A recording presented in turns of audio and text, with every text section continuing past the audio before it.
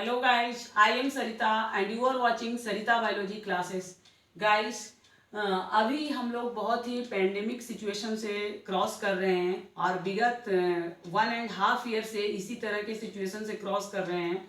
तो और ये आप अच्छी तरह से जानते हैं कि क्यों इस तरह के पेंडेमिक सिचुएशन से हम लोग गुजर रहे हैं, उसके पीछे रीजन क्या है।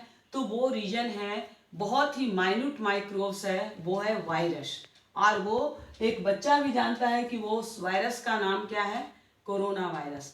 तो आज जो हम वीडियो बनाने जा रहे हैं वो ये आपको दिखाने जा रहे हैं कि ये कोरोना वायरस हमारे लंग्स तक कैसे पहुंचता है, how corona virus enter in our lungs. तो रियली में ये जो कोरोना वायरस है गाइस, उसका नाम है सार्स कोव 2। कोरोना जो पॉजिटिव लोग हो रहे हैं उनके अंदर यही सार्स कोव 2 जो वायरस है वो इन करता है। वो कैसे इन करता है ये आप अच्छी तरह से जानते हैं कि हम दिन रात ब्रीदिंग कर रहे हैं, उसमें हमारा एटमॉस्फेरिक एयर जो है वो हमारे नेजल चैम्बर में आ रहा है, नेजल चैम्बर से ट्रैकिया में जा रहा है, ट्रैकिया से लंग्स में जा रहा है, और इस तरह से इसके द्वारा सो मेनी माइक्रोब्स हमारे एयर के द्वारा हमारे नेजल चैम्बर में इन कर रहा है, हमारे लंग्स तक पहुंच रहा है। तो ये कोरोना जो वायरस है, सार्स कोव 2 जो वायरस है, वो इन करते ही लंग्स में तुरंत नहीं पहुंच जाता। ये लंग्स में जब इसकी हमारे नेजल चैम्बर में एंट्री होती है तो एंट्री होने के 5 से 6 डेज बाद ये लंग्स में पहुंचता है। 5-6 डेज तक ये हमारे नेजल चैम्बर और ट्रैकिया में ही रहता है। ये हमारे नेजल चैम्बर में जो एपिथेलियल सेल्स है, जो नेजल चैम्बर की जो आउटर कवरिंग है, उस आउटर कवरिंग के सेल्स को हम कहते हैं एपिथेलियल सेल्स। रियली में हमारा बॉडी को कवरिंग करने वाला जो सेल्स होता है वो एपिथेलियल सेल्स होता है। तो ये जो सार्स कोव 2 वायरस है, जिसको हम कोरोना वायरस के नाम से जान रहे हैं जनरली, वो हमारे 5 से 6 डेज तक नेजल चैम्बर और ट्रैकिया के एपिथेलियल सेल्स को डैमेज करता है। लेकिन अगर उस 5-6 डेज में हम बहुत फास्ट प्रिकॉशन अगर ले रहे हैं, जैसे बार बार स्टीम ले रहे हैं, बार बार हॉट वाटर ले रहे हैं, हॉट वाटर से गार्गल कर रहे हैं, और इस तरह से अपनी इम्यूनिटी को बढ़ाने के लिए उस तरह के मेडिसिन ले रहे हैं, तो उस स्थिति में क्या होता है, ये सार्स कोव 2 वायरस बहुत ज़्यादा मल्टीप्लाई नहीं कर पाता। इसका बहुत ज़्यादा हमारे बॉडी के अंदर ग्रोथ नहीं हो पाता, क्योंकि जब भी हम हॉट वाटर लेते हैं या हॉट वाटर का स्टीम लेते हैं तो उसमें क्या होता है, इसके जो बॉडी सेल्स है, इसके जो जेनेटिक मटेरियल है वो डिस्ट्रॉय हो जाता है। इसकी जो प्रोटीन की कवरिंग है, आप वायरस के अगर बारे में जानना चाहते हैं तो वायरस में रियली में जो वायरस का बॉडी है वो प्रोटीन सीथ की कवरिंग से कवर्ड रहता है। तो जब हम बार बार स्टीम लेते हैं तो वो स्टीम के कारण क्या होता है, इसके बॉडी की जो कवरिंग है वो डैमेज होता है। इसके बॉडी की कवरिंग जो है वो क्या होता है, ये बॉडी कवरिंग इसका डैमेज होता है, और इस तरह से ये फिर ग्रोथ नहीं कर पाता। तो इस तरह से यहाँ पे अगर ये 5-6 डेज तक नेजल चैम्बर में हमारा रहता है, ट्रैकिया में रहता है, तो हम ये प्रिकॉशन अगर कंटिन्यूसली लेते रहते हैं, जैसे हम प्रीवियस वीडियो में भी आपको बताए थे कि लेमन जूस अगर डालते हैं तो वो भी इसको किल करता है। अगर हम हॉट मिल्क के साथ टर्मरिक पाउडर मिक्स करके बार बार पीते हैं तो उससे भी क्या होता है, हमारे ट्रैकिया के जो ट्रैकिया के में जो कोव 2 वायरस है वो उसकी डेथ होती है, डिस्ट्रॉय हो जाता है। तो कहने का मतलब ये है कि ये 5-6 डेज तक अगर हम ये फास्ट प्रिकॉशन लेते हैं तो ये यहीं पे समाप्त हो जाता है। और उस समय आप अच्छी तरह से जानते हैं ये जब वायरस की एंट्री होती है तो 2 से 3 दिन के अंदर हमारे बॉडी में सिम्टम दिखने लगता है, हमें कोल्ड हो जाता है, फीवर आना शुरू हो जाता है, बार बार हमें फीवर आने लगता है, बॉडी बहुत वीक होने लगता है, हमारी इम्यूनिटी बहुत वीक होने लगती है, हम जो है हर तरह से वीक होने लगते हैं। तो कहने का मतलब ये है कि अगर उस समय ही हम ये प्रिकॉशन लेना शुरू कर दें और जो इसकी इम्यूनिटी बढ़ाने वाली जो मेडिसिन है उसको लेना शुरू कर दें तो इसका वहीं से रिकवरी स्टार्ट हो जाता है, वहीं ये डिस्ट्रॉय हो जाता है।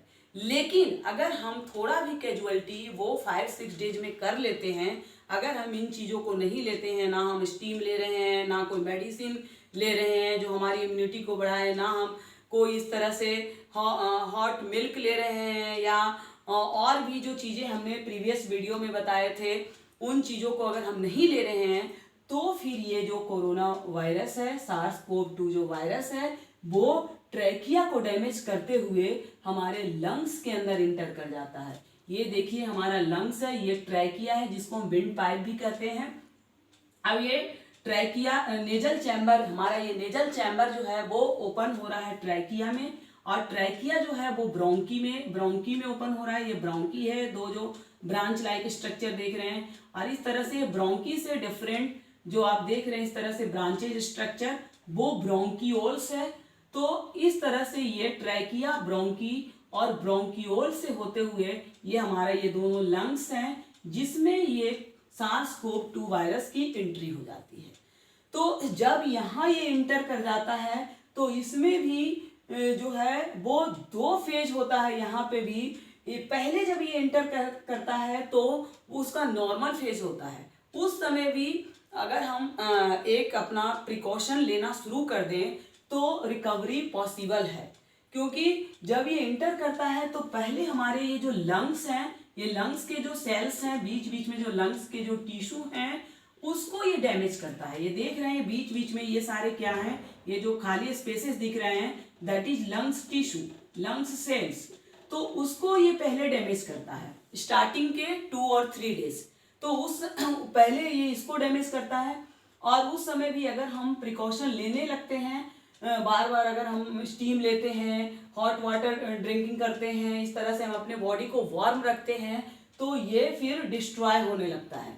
और एंटी माइक्रोबियल टैबलेट का यूज करने लगते हैं, एंटीबायोटिक का यूज करने लगते हैं, तो फिर ये यहाँ भी डैमेज होना शुरू हो जाता है। ये SARS-CoV-2 वायरस डिस्ट्रॉय होने लगता है। लेकिन अगर उस समय भी हमने सही तरीके से प्रिकॉशन नहीं लिया तो आफ्टर दैट टिश्यू को डैमेज करने के बाद ये जो हमारा लंग्स के जो ब्रोंकियोल्स जो है वो देख रहे हैं उसकी एंडिंग हो रही है सैक लाइक स्ट्रक्चर में। ये गोल गोल जो स्ट्रक्चर आपको दिख रहा है दैट इज एयर सैक, इसको हम एयर सैक या एल्वियोली कहते हैं। तो लास्ट फेज में ये फिर टिश्यू को डैमेज, लंग्स के टिश्यू को डैमेज करने के बाद ये एल्वियोली को डैमेज करना शुरू करता है, एयर सैक को डैमेज करना शुरू करता है। और एयर सैक गाइस वो प्लेस है जहां पे हमारा जो हम एयर लेते हैं ब्रीदिंग में, वो एयर का ऑक्सीजन यहीं पे स्टोर होता है, और यही जब हार्ट से हमारा ब्लड यहाँ पे पहुंचता है तो वो ऑक्सीजन ब्लड में मिक्स होता है, और इस तरह से एक्सचेंज ऑफ गैसेज होता है, और इस तरह से वो ऑक्सीजन हमारे पूरे बॉडी सेल्स के पास पहुंचता है, और मेटाबॉलिक एक्टिविटी होता है, ऑक्सीडेशन होता है, और फिर वो ऑक्सीजन कार्बन डाइऑक्साइड में चेंज होता है।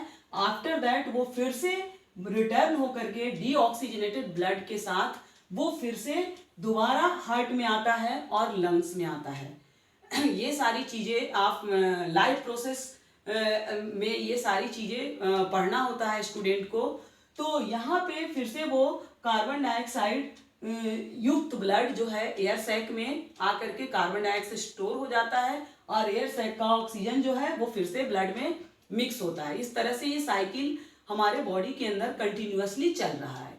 लेकिन जब ये SARS-CoV-2 वायरस जब एयर सैक को डैमेज करने लगता है तो आप अच्छी तरह से जान रहे हैं कि फिर ऑक्सीजन की स्टोरिंग जो है वो नहीं हो पाता है, क्योंकि ऑक्सीजन का स्टोर हाउस है ये एयर सैक, और जब यही डैमेज होने लगा तो ऑक्सीजन स्टोर कहाँ हो पाएगा, और जब ऑक्सीजन स्टोर नहीं हो पाएगा तो ब्लड में ऑक्सीजन मिक्स कैसे होगा, और ब्लड में जब ऑक्सीजन मिक्स नहीं होगा तो हमारे एक एक बॉडी सेल्स के पास ऑक्सीजन कैसे पहुंचेगा, हाउ इट इज पॉसिबल।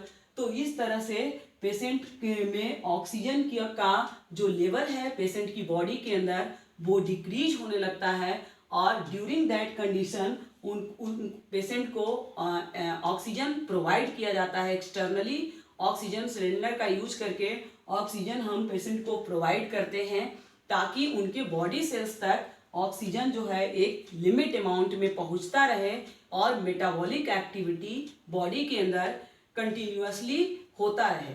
लेकिन यहाँ पे ऐसा नहीं होता है, तो इसलिए यहाँ पे क्योंकि ये जो एयर सैक है, यहाँ पे लंग्स में एक एंजाइम बनता है, उस एंजाइम को कहते हैं ACE, angiotensin converting enzyme. Angiotensin converting enzyme जो है वो क्या करता है, इसका काम है लंग्स में जो नेचुरली जो कफ बनता है उसको रिमूव करना। तो ये जो वायरस है SARS-CoV-2 वायरस, वो क्या करता है, AC एंजाइम को ही एंजाइम की जो कैपेसिटी है उसको भी ये डिस्ट्रॉय कर देता है। और इस तरह से काफ़ी जो है यहाँ पे बलगम भी बनने लगता है। और ये जब बलगम से जब हमारा लंग्स फुल हो जाता है, एयर सैक भी डैमेज होने लगा, तो ऑक्सीजन की बहुत ज़्यादा हाई डिफिशियंसी हो जाती है और इस स्थिति में पेशेंट की डेथ तक हो जाती है। तो गाइस, आप इस पे ज़रूर ध्यान दें कि आपका जब भी आपको इस तरह के सिम्टम दिखे कि हमारे अंदर वायरस की एंट्री हो चुकी है, यानी जब भी आपको थोड़ा नॉर्मल फीवर आए, कफ हो, कोल्ड हो, तो आप तुरंत उस प्रिकॉशन लेना स्टार्ट कर दें। जो हम प्रीवियस वीडियो में जो प्रिकॉशन बताए थे, सरसों के तेल 2-2 बूंद नाक में डालना, बार बार स्टीम लेना, अपने आप को 30 से 40 मिनट के लिए पर डे सनलाइट में रखना, बार बार हॉट वाटर ड्रिंकिंग करना, गरम दूध में हल्दी पाउडर डाल के पीना, तो ये सारे, और इसके बाद साथ ही so many antibiotics, anti viral और एंटी बैक्टीरियल एंटीबायोटिक का यूज करना जो हमारी इम्यूनिटी को बढ़ाए और इन माइक्रोब्स को किल करे। तो ये सारी चीज़ें आप लेना शुरू कर दीजिए ताकि ये वायरस आपके लंग्स तक ना पहुँचे, क्योंकि लंग्स तक पहुँचने के बाद बहुत ज़्यादा डिफ़िकल्टीज है पेशेंट के साथ। इसलिए आप 5-6 डेज में ही इस तरह से फास्ट प्रिकॉशन लीजिए ताकि आपका फास्ट रिकवरी हो। मैंने इन सारी चीज़ों को फेस किया है, इसलिए ये चीज़ें आपके साथ शेयर कर रही हूँ। तो प्लीज़ अगर आपको ये वीडियो थोड़ा भी अच्छा लगा होगा तो आप इस वीडियो को उन कोरोना पेशेंट तक ज़रूर पहुँचाएँ और आप भी इसको फॉलो अप करें। अगर आपके पास ये सिम्टम दिखता है तो ज़रूर इसे फॉलो अप करें और प्लीज़ इस वीडियो को लाइक कीजिए, हमारे चैनल को सब्सक्राइब कीजिए और मिलते हैं नेक्स्ट वीडियो में। तब तक के लिए बाय बाय गाइस।